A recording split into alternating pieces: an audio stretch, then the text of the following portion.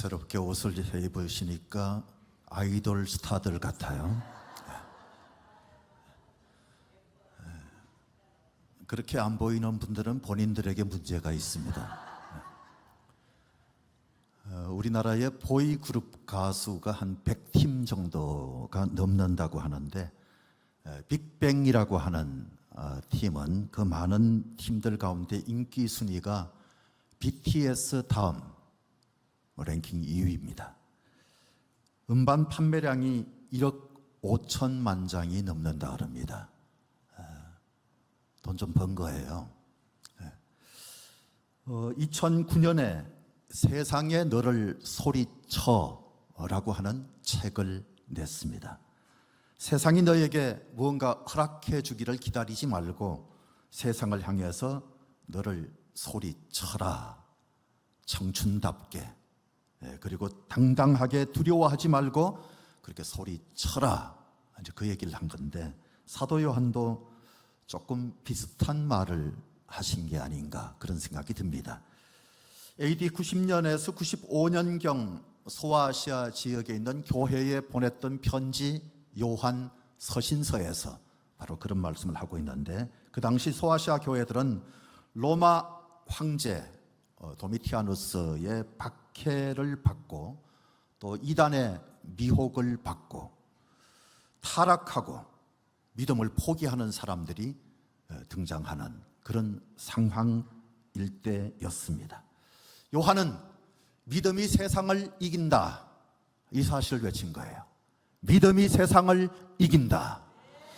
4절 말씀해 보시면 무릇 하나님께로부터 난 자마다 세상을 이기느니라. 세상을 이기는 승리는 이것이니 우리의 믿음이니라. 그런 말씀을 했습니다. 세상이라고 하는 단어가 요한 서신에 23번 나옵니다. 세상. 이 세상은 우리가 좀 뭔가 본받아야 할 그런 세상이 아니라 죄악의 상징. 이 세상은 사랑하면 안 되고 본받으면 안 되는데, 날이 갈수록 그리스도인들이 세상을 사랑하는 사람들도 등장하고 세상을 본받는 그런 사람들도 등장하는 상황이었기 때문에, 만약에 세상에 지면 나고자 되는 거다, 쉽게 말하면 그런 말씀을 하고 있는 겁니다. 우리가 많이 들었던 성 어거스틴은 말하기를 기독교인의 승리의 방편은 믿음이다, 그런 얘기를 했습니다. 요한서신 15번째 시간, 믿음이 이긴다라고 하는 제목으로 말씀을 나눕니다. 은혜 되시기 바랍니다. 첫째, 한번 따라해 보시겠어요? 지금 이긴다. 지금 이긴다. 네. 지금 입을 안 벌리고 가만히 계신 분들은 지금 지는 거예요. 지금 지는 거예요. 지금 꿈에서 주님을 만나고 계신 분들, 주님이 지금 일어나라고 말씀하시는데 일어나시기를 바랍니다. 본문의 승리, 이긴다, 이 말이 반복이 되는데, 아까 읽었던 4절 말씀을 다시 보면 무릇 하나님께로부터 난 자마다 세상을 뭐 하느니라? 이기느니라. 세상을 이기는 승리는 이것이니 우리의 믿음이니라. 또 5절 말씀을 보시면 예수께서 하나님의 아들이심을 믿는 자가 아니면 세상을 이기는 자가 누구냐? 2절 속에 이긴다고 하는 단어가 몇 번 나왔어요? 그거 기억하는 분들은 굉장히 치매 걸릴 가능성이 없어요. 잘 기억하신 거예요. 사실 앞만 잘 보면 제가 손가락으로 답을 다 가르쳐 드리죠. 니케, 헬라어로는 니케, 라틴어로는 빅토리아, 영어 빅토리가 바로 여기서 나왔습니다. 세계적인 스포츠 용품을 판매하는 나이키라고 하는 그런 회사가 있는데, 이 나이키도 니케를 음력한 이름. 그러니까 우리 용품 가지고 이겨라, 그 얘기를 하고 있잖아요. 우리 용품으로 승리해라, 그런 얘기를 하는 겁니다. 대략 한 25년 전쯤으로 추정이 되는데, 제가 그때 프랑스 루브르 박물관을 방문한 적이 있습니다. 61만 점 이상을 소장하고 있는 세계 최고의 박물관이라고 해도 과언이 아닌 그런 유명한 박물관. 사람들에게 제일 인기가 높은 작품은 밀로의 비너스상, 바로 저 작품. 그리고 또 하나는 레오나르도 다빈치가 그린 대표작 중에 하나인 모나리자. 다 아는 여자분이죠? 네, 많이 보셨죠? 그런데 그 당시에 제가 가서 저 작품 중에 모나리자를 봤을 때 특히 좀 초라하다, 솔직히 말해서 그런 느낌을 받았어요. 좀 초라하다. 여러분들 중에 누군가 목사님은 역시 미술에는 약하셔, 뭐 그럴는지 모르겠지만, 솔직히 말씀드려서 초라해 보였습니다. 왜냐하면 주변에 시선을 끄는 작품들이 너무 많은 거예요. 그리고 뭔가 어울리지 않게 벽에다 조그만하게 하나 붙여놓은 모나리자, 그 그림은 솔직히 말해서 초라해 보였습니다. 초라해 보였어요.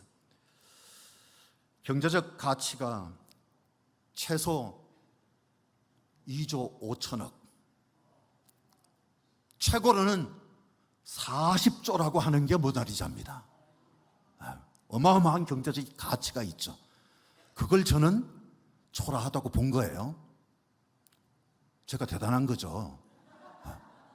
여러분 40조면 놀라지 마시고, 그 어마어마한 경제적 가치가 있는 작품이 제가 볼 때는 너무 초라해.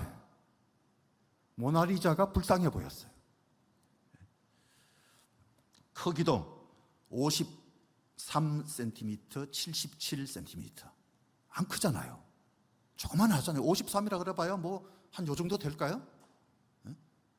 작잖아요. 그 조그마한 것이 그 어마어마한 박물관 벽에 붙어 있으니까 초라해 보일 수 있는 것 아닙니까? 솔직한 거예요, 제가.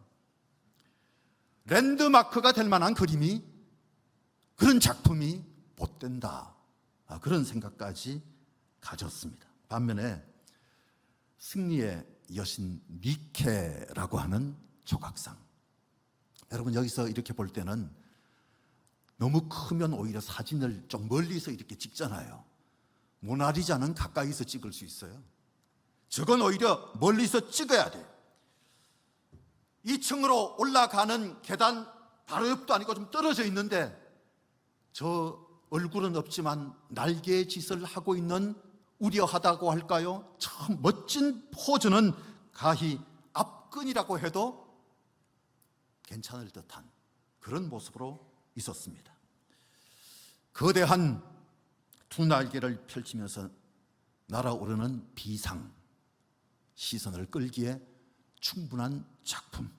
BC 190년에 고대 시리아 왕국과의 전쟁에서 승리한 것을 기념하여서 세운 대리석상, 저 니케상은 정복 그리고 승리의 신을 형상화한 것입니다. 그런데 저런 작품들하고 비교가 되지 않는 형상을 우리가 볼 수는 없지만, 하나님은 거대하신 하나님, 위대하신 하나님, 형상화하기에는 불가능한 그런 존재, 그 하나님을 성경에서는 여호와 니시라고 부릅니다. 승리의 깃발. 출애굽기 17장 15절에 모세가 제단을 쌓고 그 이름을 여호와 니시라 하고, 하나님은 우리에게 승리를 주시는 분이십니다. 승리를 주시는 분.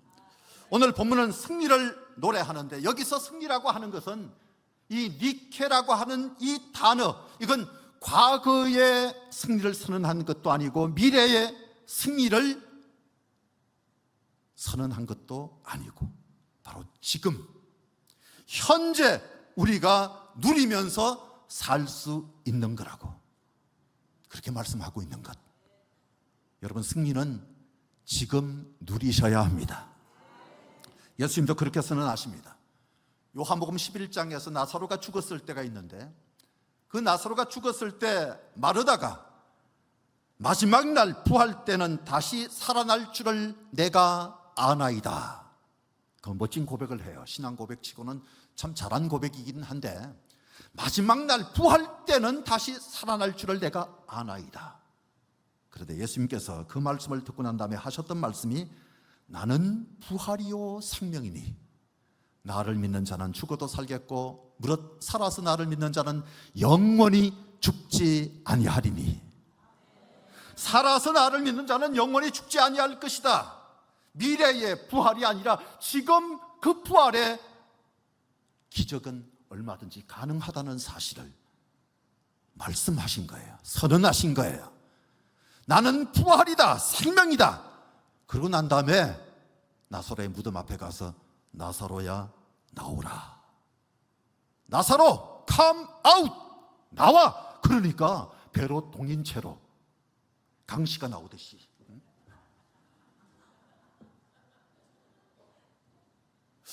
어떻게 나왔을까?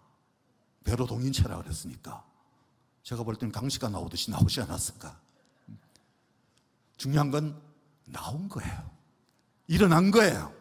살아난 거예요. 여러분, 부활 신앙으로 살아야 합니다. 신앙생활 하면서 맨날 질까봐 두려워하는 거예요. 건강에 질까봐, 질병에 질까봐, 경제적으로 질까봐, 경쟁에서 질까봐, 사업에서 질까봐, 학업에서 질까봐. 걱정하면서 산다고 해서 실력이 높아집니까? 돈이 쌓입니까? 하나님께 맡기시고 돈 나갔다가 들어오는 것, 나갔다가 들어오는 것, 나갔다가 들어오는 것. 나는 지금 돈이 한 푼도 없어요. 한번 손 들어보세요. 저 집은 압수수색 해봐야 돼. 하여튼 지금 우리가 부활신앙으로 살아야 한다. 요한복음 16장 33절에서는 예수님께서 세상에서는 너희가 환난을 당하나 담대하라. 세상에서는 환난을 당하나 담대하라. 내가 세상을 이겼노라. 이게 현재 진행형이에요. 현재 진행형. 이미 이겼고 지금도 계속해서 그 승리를 누리면서 산다, 그런 뜻입니다. 이미 이겼고 승리를 누리면서 산다. 목사님, 그런데 그건 솔직히 말씀드려서 현실적이지는 않아요. 제가 처한 현실은 건강이 회복될 가능성이 별로 없는 것 같은데요. 이런저런 생각을 가질 수는 있습니다. 그런데 잘 보십시오. 예수님이 이 말씀을 하실 때는 곧 십자가를 지셔야 할 어두운 밤이었습니다. 예수님이 이 말씀을 하실 때가 바로 십자가를 앞두고 그 어두운 밤에 이 말씀을 하고 계신 거예요. 요한 서신도 마찬가지인데 분리주의자들이 떠났습니다. 이단들은 계속해서 와서 뭔가 혼란스럽게 만듭니다. 분열의 상처가 있죠. 사람들이 미혹되어서 떠나기도 하죠. 세상을 사랑해서 떠나기도 하죠. 고통스러운 때였습니다. 힘든 때였습니다. 십자가를 앞두고 있을 때도 마찬가지였지만 지금은 요한 공동체 소수 종파이고 너무 가난하고 초라한 집단이에요. 보잘것없어요. 그런데도 요한은 승리를 선언합니다. 정신적으로 이겨야 한다, 그 얘기를 하는 게 아닙니다. 그 승리를 말하는 게 아니에요. 폴리갑을 아십니까? 서문학교회 초대 감독이었습니다. 로마의 기독교 말살 정책으로 86세에 순교를 당했습니다. 마르쿠스 아우렐리우스 황제의 박해로 말미암아 체포되었고 화형을 당하게 되는데, 화형 당하기 직전에 그에게 제안하기를, 지금이라도 예수 안 믿겠다고 하면 살려주겠다, 지금이라도 예수를 부인하면 살려준다, 그 얘기를 하지만 그때 폴리갑이 했던 말, 예수님은 지난 86년 동안 단 한 번도 나를 배반한 적이 없으신데, 예수님은 86년 동안 단 한 번도 나를 모른다고 하신 일이 없는데 내가 살기 위해서 예수님을 배반한다? No. 그래서 나를 죽이시지? 빨리 죽여라. 여러분, 폴리갑은 믿음으로 이겼습니다. 믿음으로 이겼어요. We live by faith, but by sight. 보는 것으로 살아가는 것이 아니라 믿음으로 사는 존재. 믿음으로 사는 존재. 보이는 게 다가 아니잖아요. 미래의 승리에 대한 확신이 아주 강하면 현재 어떤 상황에 처하든지 이기는 삶을 살아갈 수 있다고 하면 이해가 되실까요? 완전 승리가 딱 보장되어 있어요. 그러면 지금 아슬아슬하거나 지는 것 같은 느낌이 들어도 위축당하지 않잖아요. 위축당할 이유가 없잖아요. 뉴스를 보니까 한국은 쿠웨이트와 마지막 월드컵 예선 경기가 남아있고 요르단은 일본과 예선 마지막 경기가 남아있는데 두 나라 다 마지막 경기에서 이기든 지든 아무 상관없어요. 다 월드컵에 나가게 됐어요. 특히 한국이 이라크한테 이겨준 것 때문에 요르단은 대한민국 최고, 대한민국 최고. 한국이 이라크한테 이긴 것 때문에 요르단이 어부지리로 월드컵에 사상 처음으로 출전하게 된 거예요. 요르단은 우리 선교사들이 아마 신이 났을 거예요. 과거보다 더 환영을 받을 거예요. 과거보다 사역에 더 열매들이 많이 맺힐 줄로 믿습니다. 여러분, 미래에 대한 승리가 확실한 게 얼마나 중요한지 몰라요. 남유다가 망하던 그 시기, 역사의 혼란기에 예언의 사명을 받았던 사람이 바로 하박국이었습니다. 호박국 아니고 하박국. 율법이 무너지고 폭력이 난무하던 그 시대, 하박국 1장은요 어찌해서 악인들이 더 잘 됩니까? 그걸 질문한 것이 하박국 1장. 2장에서 의인은 믿음으로 사는 거야 라고 하는 하나님의 응답. 3장은 그 응답을 받았음에도 불구하고 당장 변화가 없어요. 그런데도 더딜지라도 하나님은 약속을 지키시는 분 아니십니까? 하면서 하박국이 기도하는 것, 그게 바로 3장. 이 하박국서의 핵심 기절 하나를 들라고 한다면 2장 4절 말씀. 의인은 믿음으로 말미암아 살리라. 의인은 믿음으로 말미암아 살리라. 신약 성경에도 많이 인용되는 그런 말씀이죠. 하박국이라고 하는 이름 뜻은 포옹하다, 껴안다, 그런 뜻을 가지고 있습니다.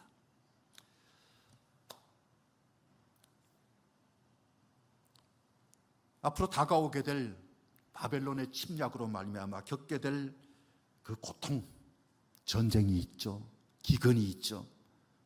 그러니까 엄청난 고통이 밀려오는 그런 상황 속에서 외양간에 소가 없고 무화과 나무가 무성하지 못하고 감람나무에 열매가 없는 상황이라 할지라도 하박국 3장 17절, 나는 여호와로 말미암아 즐거워하며 나의 구원의 하나님으로 말미암아 기뻐하리로다. 여기 즐거워하다 이 말은 승리의 기쁨을 말하는 것이고, 기뻐하다 이것은 바로 엑스터시, 황홀경에 빠질 만한 그런 기쁨, 그런 감격. 절망하기는커녕 전쟁을 앞두고 있는 그 고통의 시대가 오는 상황 속에서도 나는 여호와로 말미암아 즐거워하며 나의 구원의 하나님으로 인하여 기뻐하리로다. 정신적인 승리를 말하는 게 아니라 바로 실제로 그런 기쁨을 누리는 것, 실제로 그런 감정 속에 사는 것. 사랑하는 여러분, 이건 바벨론이 침략해와서 우리가 잠깐 혹시라도 진다 할지라도 하나님은 반드시 바벨론을 물리치고 이스라엘을 회복시켜 주실 것이라고 하는 확신 때문에 누리는 기쁨인 거예요. 그게 믿음이에요. 그런 걸 가리켜서 우리는 믿음이라고 말합니다. 우리가 잘 아는 니체는 신은 죽었다고 했습니다. 칼 마르크스는 하나님은 없다라고 말했습니다. 실존주의 철학자 사르트르는 하나님은 부재중이라고 말하기도 했습니다. 옛 소련의 우주인 라렌드라고 하는 사람은 망원경으로 아무리 찾아봐도 우주 공간을 살펴봤지만 하나님이 안 계시더라, 뭐 그런 얘기를 했고, 인류 최초로 우주 비행에 성공했던 우주 비행사 유리 가가린, 지구 상공을 돌고 난 다음에 그가 했던 말이 이곳에는 어떤 신도 보이지 않는다, 그런 말을 하기도 했습니다만, 그런 말 한다고 해서 하나님이 안 계십니까? 과거에 누가 어떤 말을 했든지 간에 하나님은 살아계신 하나님, 역사하시는 하나님. 하나님이 살아계시지 않으면요, 기독교가 이 언제적 기독교인데 아직까지 이렇게 존재하는 이유가 과연 뭘까 하는 것을 잘 생각해 보셔야 돼요. 그리고 우리가 신앙생활을 하면서 승리에 대한 공식 기준, 이게 다 바뀌어야 합니다. 바뀌어야 돼요.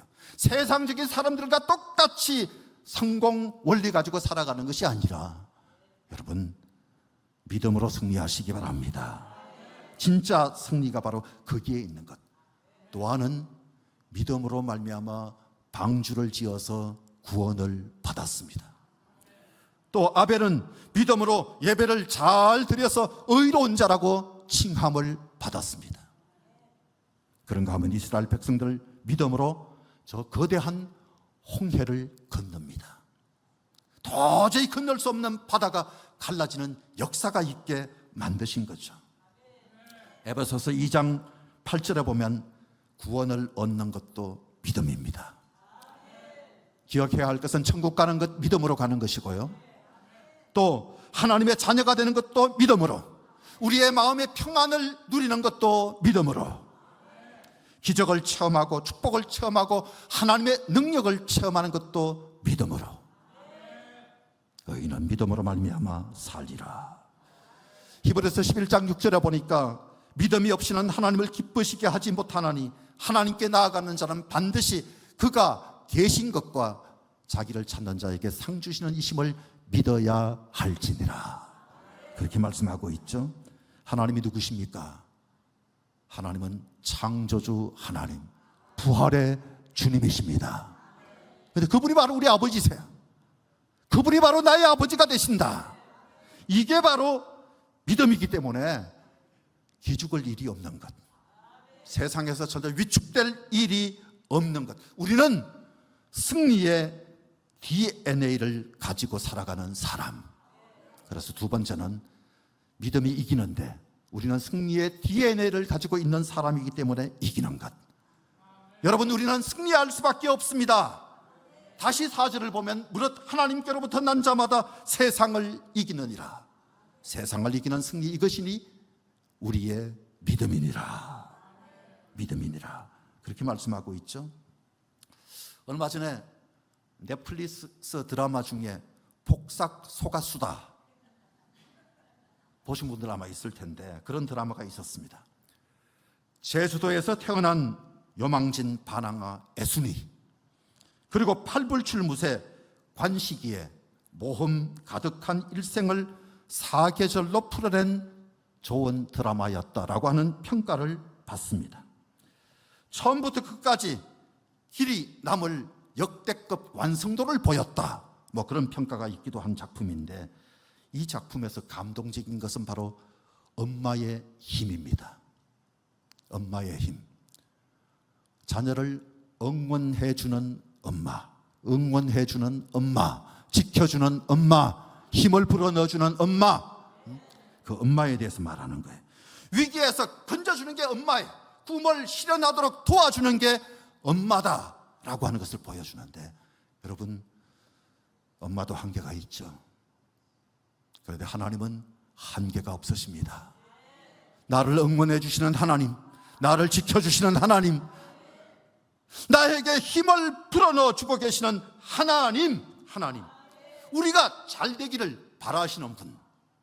요한 3서 2절에 보면 사랑하는 자여 내 영혼이 잘된과 같이 내가 범사에 잘되고 강건하기를 내가 간구하노라. 그런 말씀이 나오죠. 하나님은 전능하신 하나님이신데 우리를 지켜주시고 건져주시고 힘을 불어넣어 주시는 존재. 그렇다면 우리는 승리의 DNA를 가지고 살아가는 사람. 4절 말씀 또다시 보면 무릇 하나님께로부터 난 자마다 세상을 이긴다. 세상을 이기는 승리는 이것이니 뭐라 그랬어요? 우리의 믿음이니라. 믿음이니라. 승리할 수밖에 없는 또 하나의 이유가 바로 믿음. 끝까지 믿으시기 바랍니다. 믿음, 소망, 사랑 이 세 가지는 항상 있을 것인데 그 중에 제일은 믿음이라. 그 중에 제일은 소망이라. 그 중에 제일은 사랑이라. 그때 달라요. 사실은 그때 달라요. 무조건 사랑만 최고야. 그게 아니라 믿음도 최고예요. 믿음이 최고예요. 믿음은 성도의 무기입니다. 믿음이라고 하는 것은 성도의 힘입니다. 우리 성도의 자본입니다. 믿음이 돈이에요. 주의하지 말고 아멘 그래야 돼요. 믿음은 우리의 삶의 방편이에요. 그래서 예수님이 베드로 들어 믿음이 떨어지지 않기를 기도하라고 했어요. 여러분, 우리는 주여 우리에게 큰 믿음을 주시옵소서. 그렇게 기도할 수 있기를 바랍니다. 참 감사한 것은 미래가 보장되어 있는 존재라고 하는 사실. 우리는 승리가 확정된 삶을 사는 사람. 죽으면 끝이 아니라 죽으면 천국 가는 것. 그때부터 본격적인 행복이 시작되는 것. 우리의 승리는요, 물이 앞에 웅덩이가 있어서 더 이상 통과하지 못하고 거기 갇힐 것 같지만 다시 비가 오고 하면 그 물들이 바다로 흘러갑니다. 앞에 언덕이 뚝이 막고 있다 할지라도 결국은 피해가든지 뚫고 가든지 물은 바다로 가는 것. 누가 뭐라 그래도 우리는 승리가 보장되어 있는 것. 우리는 이길 사람들. 할렐루야. 마지막으로 성령이 도와주실 거예요.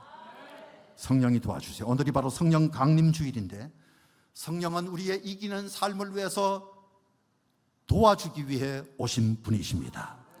요한복음 19장에 보면 예수님이 십자가에 못 박혀 돌아가십니다. 20장에 보면 예수님이 부활하십니다. 21장에 보면 배신했던 것 때문에 절망감을 가지고 있던 사람들, 너무너무 불안하고 두려움 가운데 살고 있던 그 제자들, 그들을 다시 세워주시고 바로 이어지는 사도행전 1장에서 성령이 너희에게 임하시면 너희가 권능을 받고 예루살렘과 온 유대와 사마리아와 땅끝까지 이르러 내 증인이 되리라. 주님은 증인이 될 것이라고 말씀해 주셨습니다. 폐잔병처럼 숨어있던 제자들 아닙니까? 실패했다고 불안해하고 두려움에 사로잡혀서 있던 사람들이었는데 십자가가 끝이 아니다. 아니, 오히려 십자가로 이겼다. 십자가로 이겼다. 그걸 깨닫게 만들어주시고 다시 한번 그들에게 사명을 감당하게 하시는 하나님. 공회에서는 사도들을 잡아서 예수의 이름으로 말하지도 말고 가르치지도 말라 그러는데 사도행전 4장 20절에 보면 우리는 보고 들은 것을 말하지 아니할 수 없다. 그만큼 당당했어요. 부활이 확실했으니까, 부활하신 주님을 만나봤으니까. 끔찍하게 십자가에서 돌아가셨던 분이 말씀대로 살아나셨다. 이게 너무너무 충격적이고 놀라운 일이어서 죽어도 괜찮구나, 그걸 깨달은 거예요. 죽어도 괜찮구나, 십자가에서 저렇게 죽어도 문제가 없구나. 제자들이 그걸 알게 된 것. 6월절 이후 50일째 되는 날이 바로 오순절. 그날 성령이 오시면서 시작됐던 것이 바로 교회. 그전에도 예수님 공동체가 있었으니까 그것도 일종의 교회라고 볼 수 있지만 교회다운 교회의 시작은 성령이 오시면서부터 시작됐던 것. 여러분, 이 성령을 요한은 증언하시는 분이시다, 그렇게 말합니다. 6절 말씀에 증언하는 이는 성령이시니 성령은 진리니라. 때로는 이게 참인가 거짓인가 헷갈릴 때가 있죠. 때로는 이게 중요한가 아닌가 헷갈릴 때가 있을 거예요. 성령은 진리의 영이시기 때문에 우리에게 참이 어떤 것인지, 중요한 것이 뭔지를 분별하게 만들어 주실 줄로 믿으시기 바랍니다. 그게 바로 성령이 하시는 것. 성령은 공동체의 은사로 임하셨고, 성령은 설교와 가르침으로 나타나고, 기도와 묵상 중에 처음으로 나타나시는 존재. 코로나 이후에, 코로나 막 끝나갈 그 시점에 한국 교회는 굉장한 위기 속에 빠져 있었는데, 그런데 2023년 2월 8일 미국 에즈버리 대학에서는 기적과도 같은 부흥이 일어나게 됐습니다. 엄청난 일이 벌어지게 됐는데, 대학 셰플 이후에 19명의 학생이, 먼저 사진을 보시면 아주 소수가 모여서 집으로 가지 않고 기도를 했어요. 설교를 들었던 것에 대한 반응으로 그들이 기도하고 있었는데 자기들도 모르는 사이에 회개 기도를 한 거예요. 기도가 밤이 새도록 계속됐어요. 아니, 문을 닫고 불을 꺼야 되는데 계속해서 아이들이 가질라나요. 사람들이 무슨 일인가 찾아오기 시작하고 그 자리에서 들어오면서 같이 기도하게 됩니다.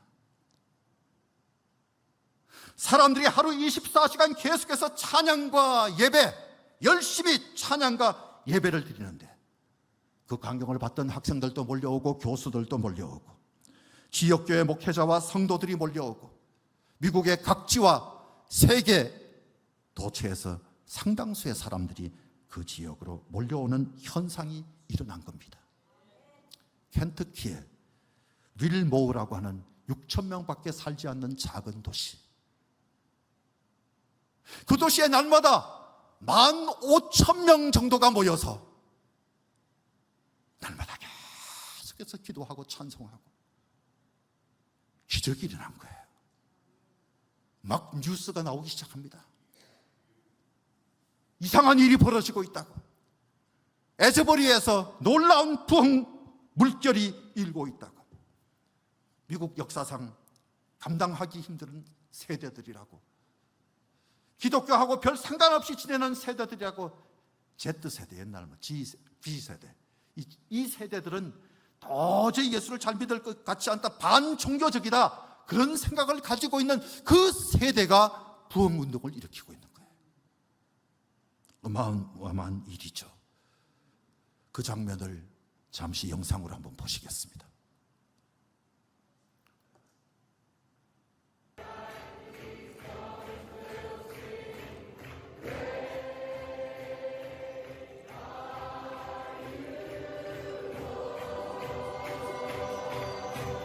Days-long church service at a private Christian university in Kentucky. Weeks long. Weeks long, you're right. The service started February 8th at Asbury University, February 8th, and it hasn't stopped. Since then, the small school near Lexington has been in non-stop worship, attracting thousands.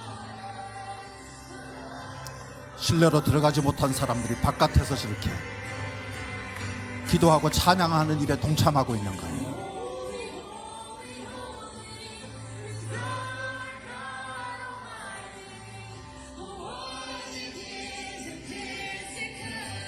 (312시간) 계속되었던 찬양과 예배, 312시간